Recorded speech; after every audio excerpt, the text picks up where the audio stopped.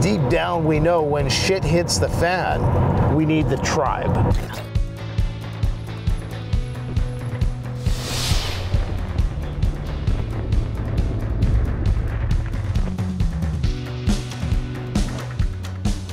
I'm seeing a lot of people starting to panic.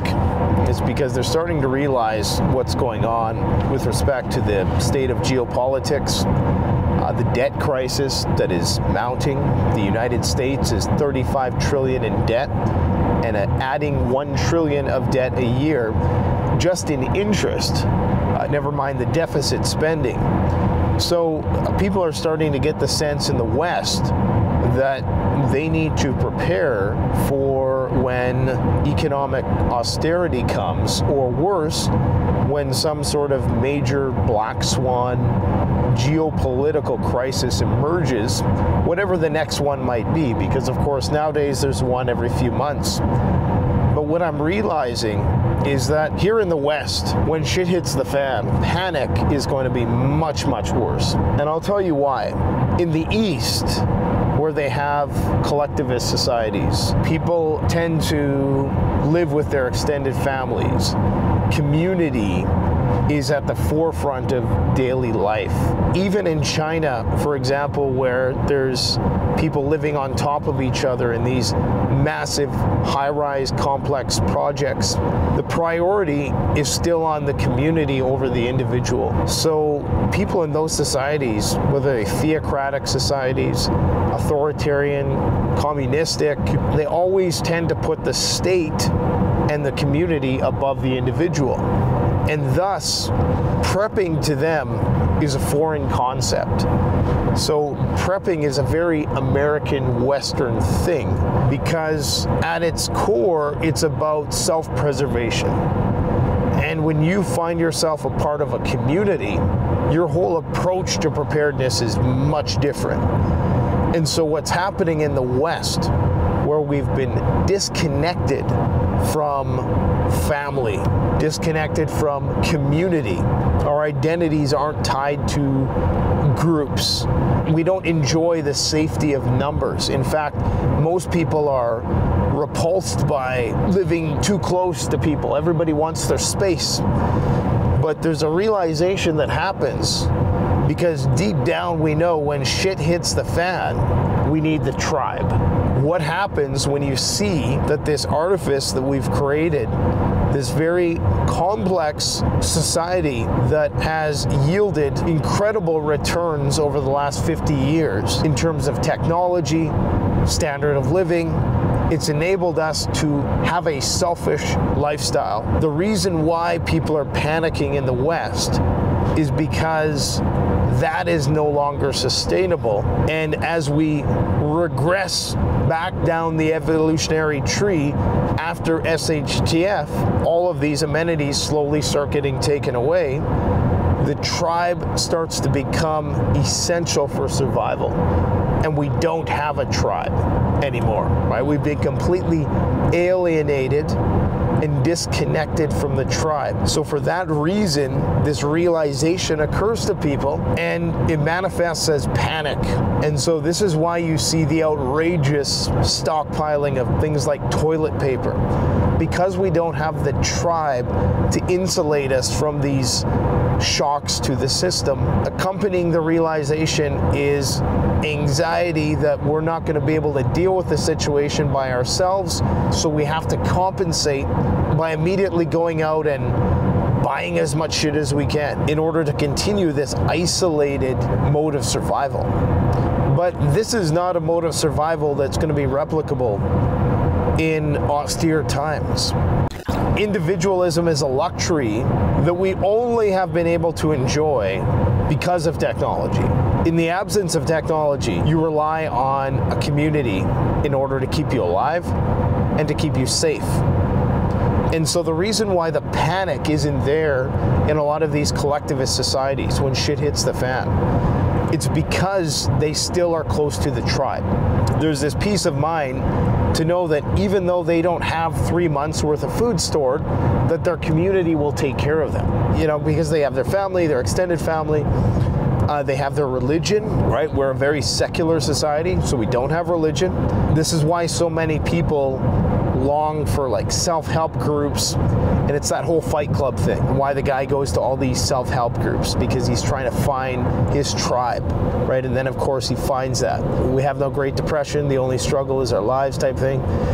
The people who live in these societies that we tend to look down on right now as lacking identity, lacking eccentricity, they have a built-in protection mechanism against social chaos that arises in times of crisis because they have that strong sense of community that prevents them from panicking. And it's the panic that actually accelerates collapse. And it's because we're such a selfish society, and we've been programmed to be, and it's actually one of our strengths. The degree of innovation in a society is probably proportionate to the amount of individual freedom in that society. When shit finally does hit the fan and the supply chain collapses, here's the hypothesis. In a collectivist, theocratic society, you could have the breakdown of society without the panic that you would have if that same event happened in a Western individualist society. I always use the example of the Gaza Strip.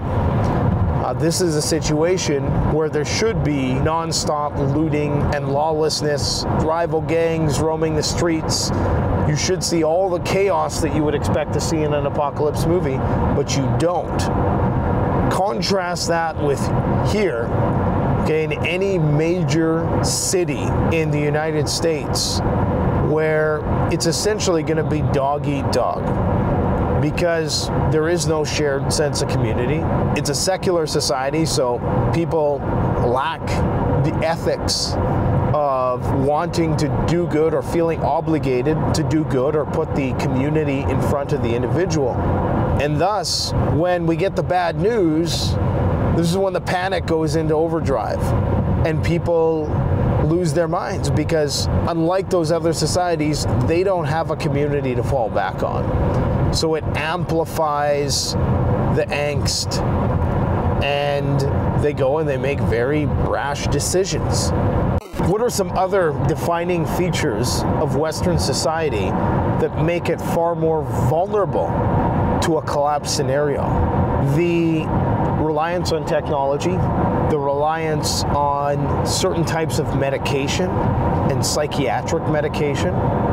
As soon as the supply trucks stop rolling and the grossly disproportionate amount of people in our society who are reliant on psychopharmaceuticals to get them through the day, as soon as they don't have those, there's going to be a boomerang effect where you're going to have a lot of people who are depressed or anxious because they don't have their antidepressants, and all of a sudden that, on top of the chaos that is already ensuing, is going to just create even more chaos, right? You have a society of people who are incarcerated far more than what is the global average. So you have a lack of education in a lot of places. It's crazy to say, but literacy, educational achievement is at record lows in the West compared to other societies. You have a society of entitlement where a lot of people just haven't had to start the game at square one like maybe they did after World War II.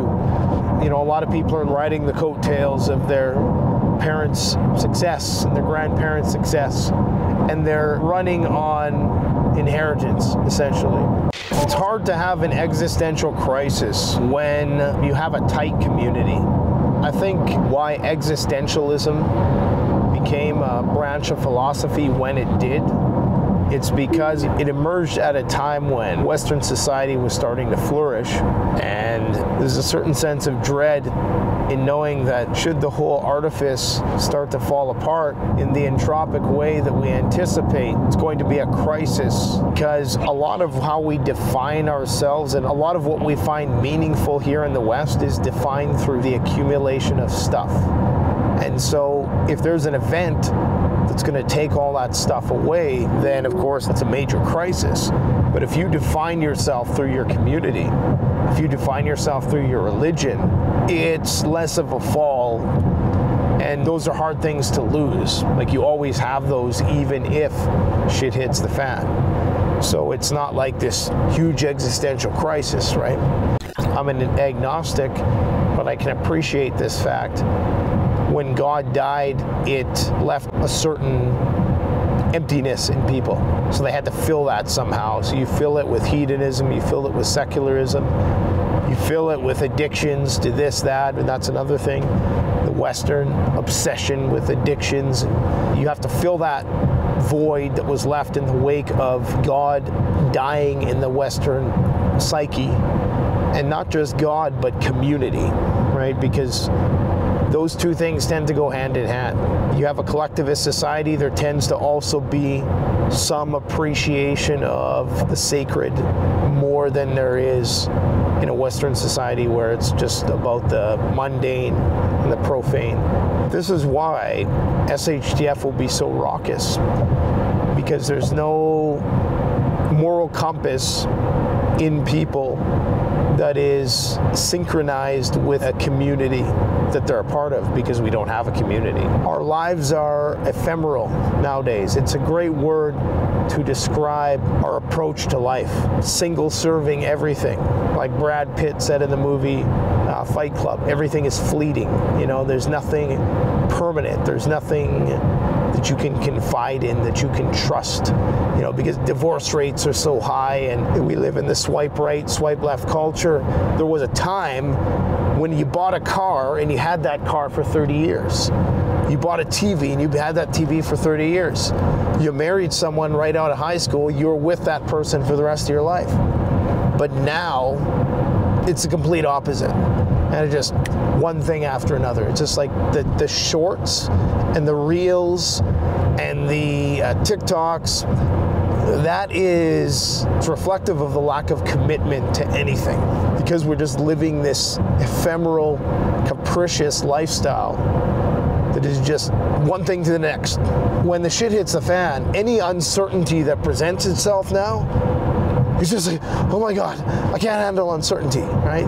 Whereas collectivist society, uncertainty, there's safety in numbers.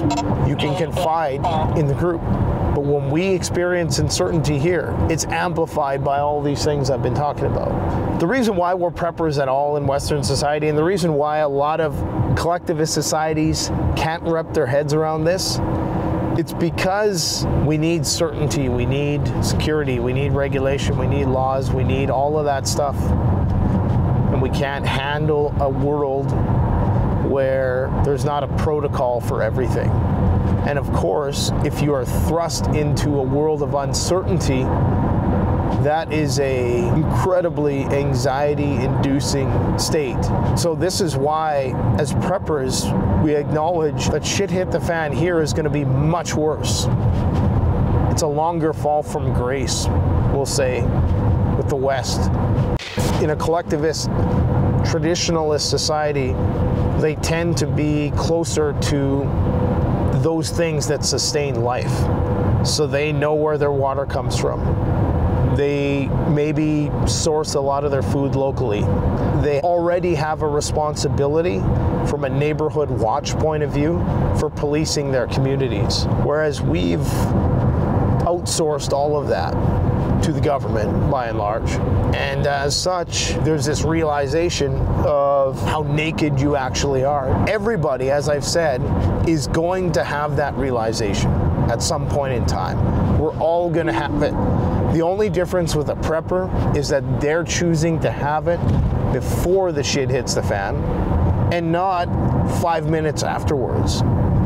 So this all culminates into a nervous breakdown because of this epiphany that we have, that we're all alone, and that the only person who's going to look out for you is you. So it's better to have that nervous breakdown and spread it out before the crap hits the fan than immediately afterwards, because we're all going to have it the way things are going. The best way to support this channel is to support yourself by gearing up at CanadianPreparedness.com, where you'll find high-quality survival gear at the best prices, no junk, and no gimmicks. Use discount code PREPPINGGEAR for 10% off. Don't forget, the strong survive, but the prepared thrive. Stay safe.